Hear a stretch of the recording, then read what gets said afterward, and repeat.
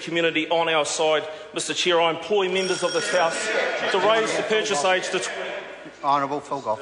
Mr Chairman, I intend in this part of the bill to vote to lift the purchase age from off-licence to 20, to maintain the purchase age on licence at 18, and I'll go into the reasons why I'm differentiating the two. But what I want to say, Mr Chairman, is that this bill gives us really a once-in-a-lifetime opportunity to address a problem that every member of this House understands is one of the biggest social and economic problems facing our country. You know, you can throw the stats around. Alcoholic Liquor Advisory Council talks about $5 to $6 billion a year. The Department of Health talks about 1,000 unnecessary deaths each year being caused by alcohol. What other abuse of a product would we tolerate happening in our society with that sort of cost, Mr Speaker? And I want to talk about the human cost too. And, you know, in part I draw on the report that we have from the Law Commission. We set that report up under a Labor government because we wanted an evidence-based approach to dealing with the problem of alcohol abuse and addiction.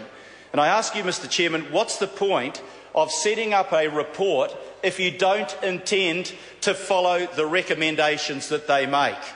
And, you know, in voting to lift the purchase age, I'm very conscious of the dangers of doing that. The real danger of doing that is that we can be very sanctimonious and say, hey, we've dealt with the problem here, we've stopped those bad young people abusing alcohol, and everything will be all right. And everybody in this House knows as well that alcohol abuse is not the sole preserve of the young. And everybody in this House knows that when it comes to role modelling, our generation have been very bad role models for those that are following through. I'm influenced by the evidence-based approach of the Law Commission. I'm equally influenced by the experience of witnessing my generation and how we abused alcohol, and then having kids that are now, thank God, safely in their mid-20s, watching the abuse of alcohol in their generation.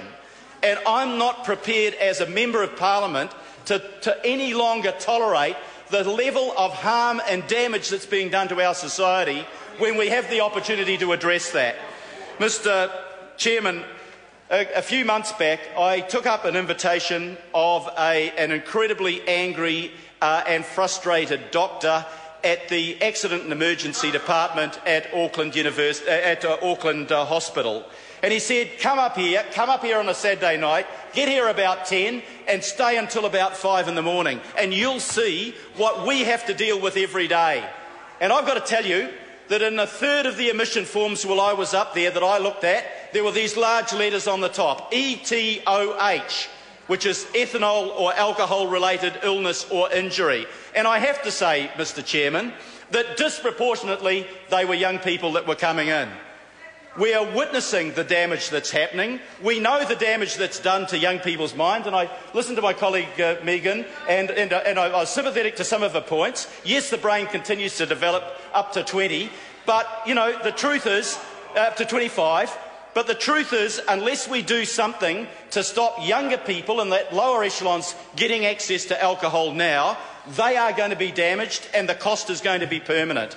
And I know, and my kids know from experience, that when they were 15 and 16, they got their 18-year-old mates to buy and to give to them if they couldn't get it out of their parents. Well, they went into their parents' liquor cabinet and tipped out the gin and filled it up with water, and we discovered that some months later. You know, funny in one sense, but, you know, I saw some things with those kids there, putting their lives at risk, putting themselves at risk of violence, of sexual violation, that I don't want to see happening. Lifting the age is not the only solution. If we think that's the only thing we're going to do, we're wasting our time in this House. We have to change the culture. But it is a place to start, and when the Law Commission says definitively to us, and I want to read out that section of it, that one of the interventions with the greatest evidence of effectiveness is increasing the minimum purchase or drinking age, I'm bound to pay attention to what they have told us on the basis of the extensive and analytical work that they have done. Mr Chairman, this is a start. It's not the only thing that we need to do. The Honourable Anne Tolley. Thank you, Mr Chairman. I'm pleased to take a call on this part 2 of the